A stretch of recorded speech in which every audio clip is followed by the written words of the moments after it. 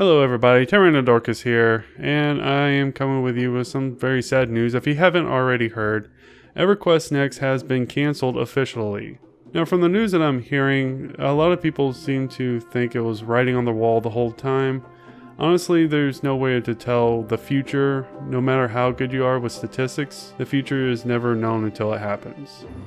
I was really looking forward to EverQuest Next because I've played the other games for so long, I'm getting kind of tired of them, and I need something new for this franchise. I don't want to get this into like some kind of Daybreak bashing, so I'm just going to go ahead and speak about EverQuest as a whole.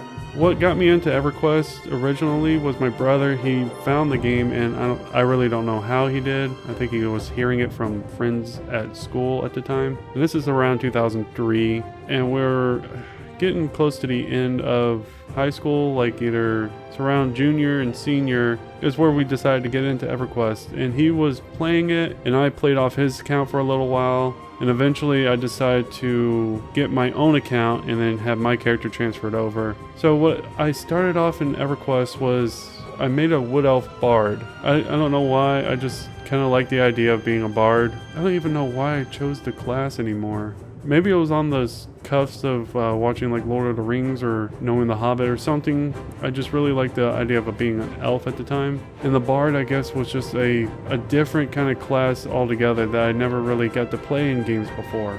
So whenever I entered into Kelethin, which is the wood elf's home, it's a tree city that's really high up on really up high on the trees. Well, tree city high up in the trees, duh. But, okay. But then I was trying to travel around. I was told that I had a note in my inventory that my brother discovered, and that you read it and you're supposed to take it to your guild master, which is an NPC at the guild hall for that class. So let's see, if I remember right, I was put on one of the platforms with a lift. There were two lifts to go into Kelethin, and I was looking all around. I eventually found the house for them, but I don't know why. I just couldn't figure out how to open a door. So I decided to go around the ledge, I don't know why, and see if I couldn't shimmy in through a window. And I found what I think was my guild hall, and I forget what I did. I think I accidentally hit auto run, and that made me jump off the side of the platform and go splat on the ground below.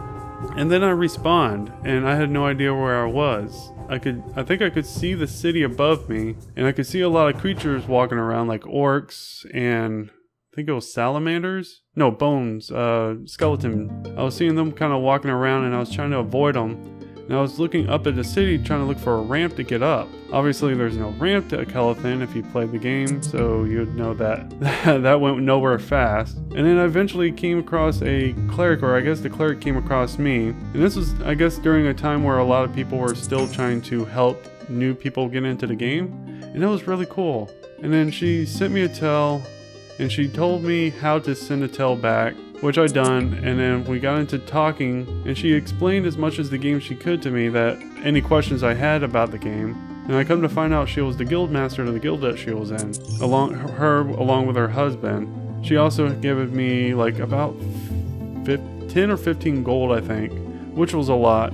Even at that time, I think 10 or 15 gold was probably a whole lot of money, especially for a level 1. I didn't know what to say for that. I was like beyond gracious that some stranger would just hand over money like that. And I guess it blew my mind how like this was another player the whole time that's doing this for me in a game that I have no idea about.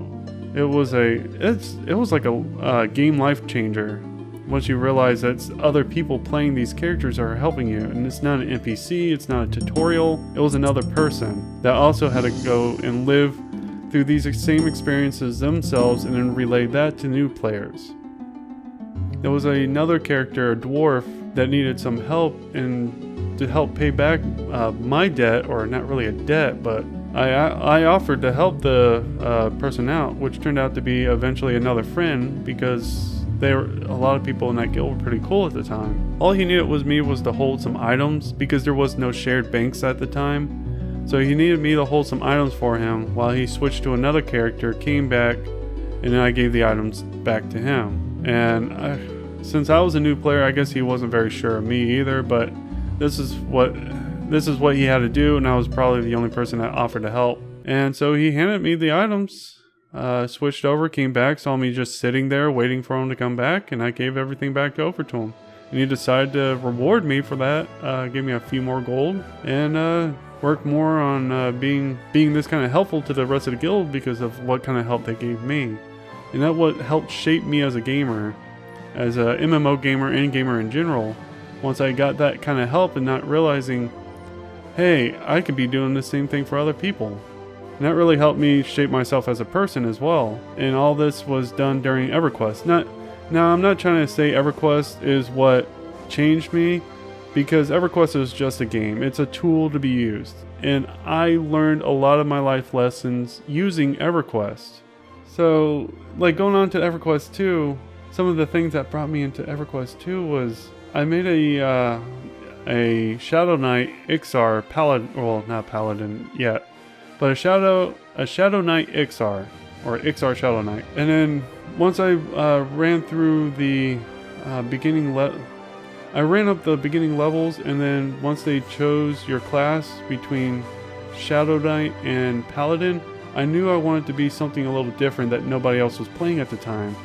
And that was making an Ixar a Paladin, because in EverQuest 1, you could not become a good class Ixar. So I just wanted to make that different character, and then it's around this time is where you had to decide whether you want to stick with your city, Freeport, or you could switch over to Kinos through Betrayal Quest. And the Betrayal Quest was no picnic. I mean, nowadays it's not really that easy either. It requires a huge time commitment.